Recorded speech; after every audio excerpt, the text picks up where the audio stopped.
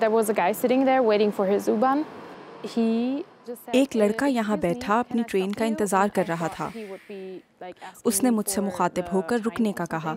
मैं समझी कि टाइम या कुछ और पूछेगा, लेकिन उसने मुझसे कहा कि मेरा गिरेबान पस्त है और छातियाँ दिखाई दे रही हैं। मुझे शदीद गुस्सा आया। मैं सबवे स्टेशन पर बैठी कांप रही थी। ये वाक़या मेरे लिए फैसला कुन साबित हुआ।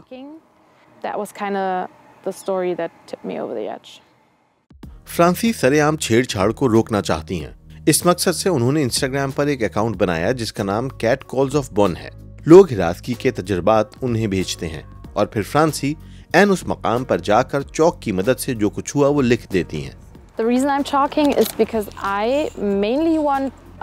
मैं चॉकिंग इसलिए कर रही हूँ ताकि लोगों को और हमारे मुआशरे को इस मसले के बारे में पता चले और वो ये समझ पाएं कि ये वाकई एक मसला है। मैं ये उन लोगों के लिए भी कर रही हूँ जिन्होंने अपनी कहानियाँ मुझे सुनाई हैं। फ्रांसी का काम एक आलमी तहरीक का हिस्सा है।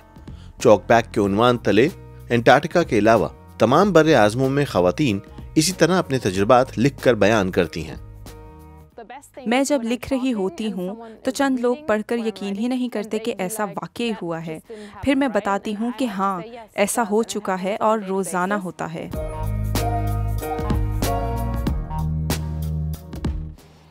ये बहुत गलत है। मैं तसव्वुर कर सकता हूँ अगर ये मेरी बहन या वालिदा के साथ हुआ होता तो मुझे नहीं पता कि मेरा क्या रद्द अमल होता। मुझे तो बहुत गुस्सा आता। मैं जब भी ऐसा कुछ देखता हूँ मुझे धचका लगता है। मर्द होने के नाते मुझे इसका सही एहसास नहीं, लेकिन मेरी खातून दोस्त इस बारे में मुझे अक्सर बताती हैं।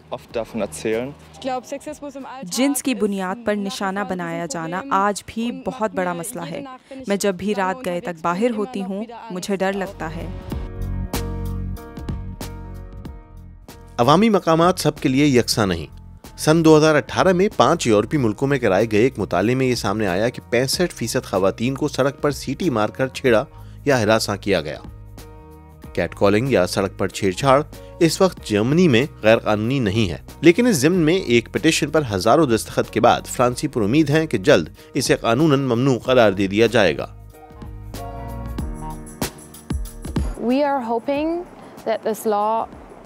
हम उम्मीद कर रहे हैं कि ये कानून हमारी मदद कर सकेगा। मुआशरा मजमूई तौर पर ही ये तय करता है कि कोई मसला है और उसे हल किया जाना ज़रूरी है। ये मुमकिना कानून हमारे लिए बेहद ज़रूरी है।